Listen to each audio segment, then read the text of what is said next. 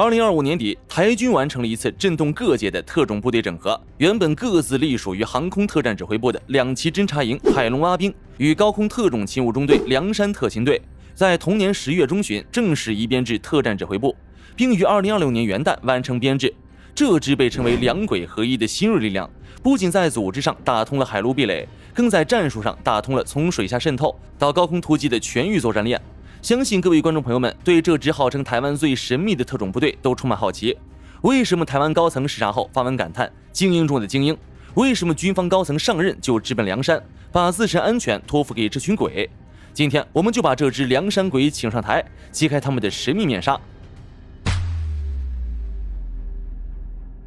各位平时关注军事的朋友，对凉山特勤队这个名号一定不陌生，但你可能不知道，这一代号背后是一支真正执掌台湾纵深安全的钢铁拳头。它远不只是传说中的凉山鬼，更是台湾安全的一道无形屏障。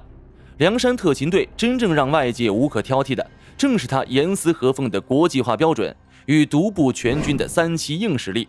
台湾的特种部队中不乏单兵素质强悍的单位，但能有资格自称唯一3栖作战力量的，只有凉山特勤队。这支驻扎在屏东凉山地区的特种部队，是台军唯一编配高空、地面、水域3栖渗透突击能力的单位。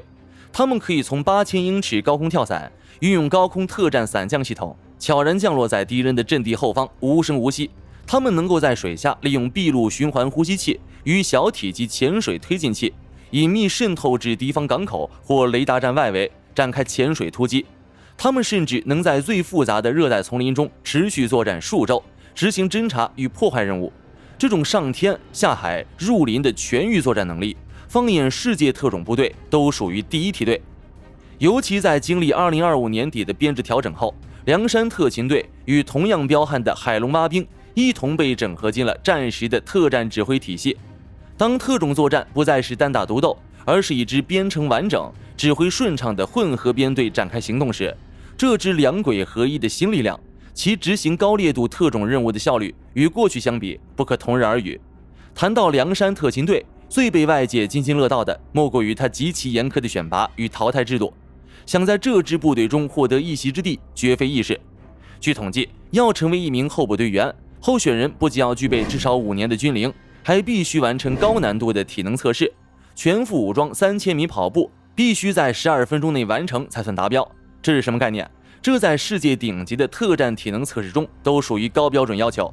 通过初步选拔之后，他们还必须先完成总共为16期的储备基础训练，包括第一阶段侧重极限耐力与心理的体能特训，以及第2阶段以战斗射击、格斗和高空跳伞为主的战技训练。而真正的挑战还在后面，仅仅完成储备训练，距离成为一名凉山鬼还有天壤之别。接着他们还要前往高雄左营和屏东恒春接受严苛的水域渗透训练，前往台中关谷的山区特战中心接受山地丛林战与狙击训练，更别提还有合欢山的雪地和高寒地作战演练。整套完整的3期特战训练周期长达整整3年。训练期满，学员还要经历残酷的小组模拟敌后渗透演练，与1年1度长达17天、超过300公里无后勤补给的野外生存大行军，只带一把刀和一壶水，在深山老林里自己找吃的，自己对抗野兽与疲劳。一位退役老兵曾私下回忆，我们不是用身体在训练，是用命在磨。每天醒来，肌肉已经在颤抖，但脑子里只剩2个字：任务。正是这种接近极限的身心锤炼与无情的淘汰机制，最终锻造出了凉山特勤队中极高的单兵与小组协同能力。但凉山特勤队之所以能在普通民众中拥有较高关注度，肯定不是仅仅靠那些神秘的舆论外衣，更是他们在数次重大险情与突发案事件中的挺身而出，用自己的行动和汗水塑造了民众信赖的口碑。早在2009年的88风灾中，佳木村发生的险情牵动人心，当整个村落与外界失联时，正是隶属于凉山特勤队的徐仁辉、徐仁明2兄弟勇敢冒死进入灾区，最终成功将全村135人引导至安全地带。一位获救的阿婆后来回忆，他们脸上全是泥巴，但眼睛像灯一样亮，看到那身黑衣，我就知道有救了。凉山特勤队不止在战场上对敌人构成威慑，他们同时也是保卫百姓生命安全、不畏艰险的本质力量。梁山特勤队的战斗力不仅来自于他们强大的意志，战士们手中的牙齿同样锐利。据军事杂志《尖端科技》披露，梁山队员主要配装德国 HK 公司的 MP5 冲锋枪，用于近战反恐与城市巷战；美制 M4 突击步枪，用于野战突击与精确射击，以及 M21 精准狙击枪，用于远程狙杀高价值目标。夜战设备均采用美系3代红外夜视仪，能在全黑环境下清晰辨识1000米外的目标。他们的单兵电台配备加密跳频系统，可在强电磁干扰下保持通讯。此外，他们还拥有高空特战伞降系统、水下闭路呼吸器、小型潜水推进器等3期专属装备。相信各位见多识广的观众可能会好奇，这些装备其他国家特种部队也有，凭什么梁山就厉害？这个问题问得好。梁山的独到之处在于他们将这些装备与台湾特殊的地理环境深度融合。台湾多山多河多城市巷弄，梁山队员的训练场地包括了从3000米高山到地下排水系统的每一种地形。他们曾演练从台北101大楼垂降突袭，也曾模拟在雪山隧道内进行反劫持。这种环境定制化的战斗力是任何外来部队都无法快速复制的。在反恐与海防战斗的前沿，梁山特勤队的实力更是备受瞩目。作为台军唯一具备海陆空3期渗透能力的作战力量，他们同时也是执行国土最后一道防线、反斩首、重点目标保护与敌后破袭任务的第一主力。在过往历年的汉光等各项重大演习中，梁山特勤队多次扮演夺占要点、破坏中枢的蓝军精锐，屡次成功突入敌后高价值目标，战果卓著。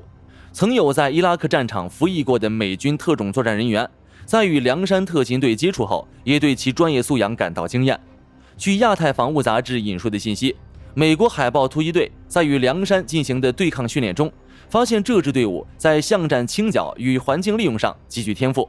这些国际军事交流、组织调整与换装升级，都极大地提升了梁山特勤队的作战深度。同属台湾特种部队，相信会有许多观众朋友们好奇，如果梁山特勤队都这么厉害，那其他的部队呢？在这里我为各位简单介绍一下，除了梁山特勤队，台湾还有几支独特的特战单位。首先是同样非常著名的海龙蛙兵，也就是陆军101两栖侦察营。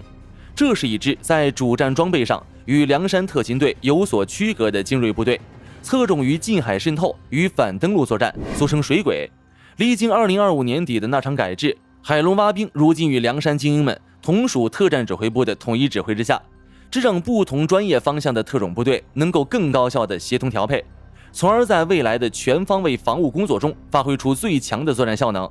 此外，海军陆战队特勤队也有被称为黑衣部队的称号，这是一支精锐的两栖侦搜力量，专精于舰艇反劫持、港口保卫，装备水下步枪和快艇突击器材。除此之外，还有号称人间兵器，主要服务于高层及政要安全警卫的宪兵。夜营特勤队拥有世界级的近身护卫能力。尽管各支特战部队承担不同面向的战术任务，但他们对于防卫台湾的决心却是一致的。梁山特勤队在地方民众心中享有盛誉，绝非简单的公关形象营造，而是数十年来实打实的事件处置与荣誉积淀立下的口碑。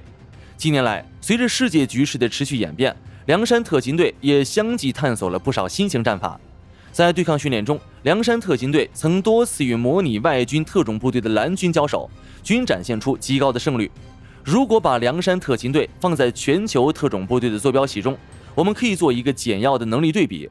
日本陆上自卫队的特殊作战群擅长山地与城市反恐，但在3期渗透的广度上不及梁山。韩国陆军特殊战司令部的部队装备精良，训练有素，但在复杂城市巷战的环境定制化训练上，梁山凭借对本土每一寸土地的熟悉，拥有天然的心理与地理优势。至于俄罗斯的阿尔法小组，近年来饱受贪污、装备老化和士气低落困扰，在乌克兰战场的实战表现证明其战斗力严重下滑。朝鲜的暴风军团虽然人数众多、训练极端，但缺乏现代化夜视器材和战场数据链，甚至还在使用数十年前的 AK 步枪，在夜战与电子战能力上存在代差。真要拉到同一片夜视镜下的战场，梁山特勤队的胜算大家心知肚明。谈到梁山特勤队，我不得不提到他们的鲜明特质之一——特立独行的神秘主义。长期以来，这支队伍对外界几乎从不开放采访，训练内容与行动细节高度保密。提到梁山鬼时，周边居民口耳相传的内容，甚至比官方正式公布的信息更令人印象深刻。当面对镜头时，梁山鬼只会露出2只眼睛，那种凌厉、专注且充满自信的眼神，即使遮盖了面部，也能让人体会到这支队伍带有的肃杀之气。他们全黑的作战服搭配防弹面罩与定制战术背心，在夜间行动时几乎与黑暗融为一体。这种冷酷的造型配上那一身顶级的单兵装备，让梁山鬼在战场上既是收割者，也是守护神。一位刚从梁山特勤队退役的老兵曾私下告诉记者，我们的训练很少被外人知道，也不需要外界在乎我们经历过什么，我们活在训练场里的每一刻，就是为了让需要被保护的人能在任何时刻、任何地点都确信有一群人会出现在他们面前。这支鬼部队从不在意是否能在大众媒体前大出风头，但他们的战斗力毋庸置疑。回想88风灾的救灾现场，另一位老兵回忆道，那里是泥石流，路断了，桥没了，直升机都进不来，那地方除了不可能还是不可能，但我们必须进去，因为只有我们能够进去。在谈及为何能深入险境时，他的回答让人说不出话来。我们受训并不是因为这些山很简单，正是因为我们知道事情很复杂，才练得更勤，跑得更快。只要先通过了地狱训练，就没有任何任务能拦得住我们。台湾各支特种部队精英林立，但梁山特勤队的自成一派，恰恰源自他们直面现实的硬核作风。梁山鬼不需要吹嘘，他们只需要坚持。他们用17天300公里的脚底板，用3年无法陪伴家人的寂寞，用无数次从悬崖跳下的勇气，换回老百姓一句有梁山鬼在，我们放心。因独特的神秘气息与强大的战斗力，梁山特勤队被民众亲切而又敬畏地称为梁山上的鬼。他们或许不会登上热搜，但人民知道这支黑衣鬼部队确实栖息在梁山上，永远守护着脚下的土地。他就是民众心中最可靠的守护天使，用永不停歇的汗水诠释着守护的职责。本期关于梁山特勤队的内容就到这里。各位觉得，如果在未来的海岸线防御作战中，梁山特勤队与海龙八兵2栖联合编组执行反渗透任务，会是怎样的一番场景？这只传说中的梁山之鬼也有可能会在城市的夜幕下发挥出怎样出其不意的作用呢？如果让梁山特勤队与俄罗斯阿尔法小组进行一场模拟对抗，你觉得谁会赢？欢迎在评论区留下你的看法，别忘了长按点赞，一键3连。咱们评论区继续，下期再见。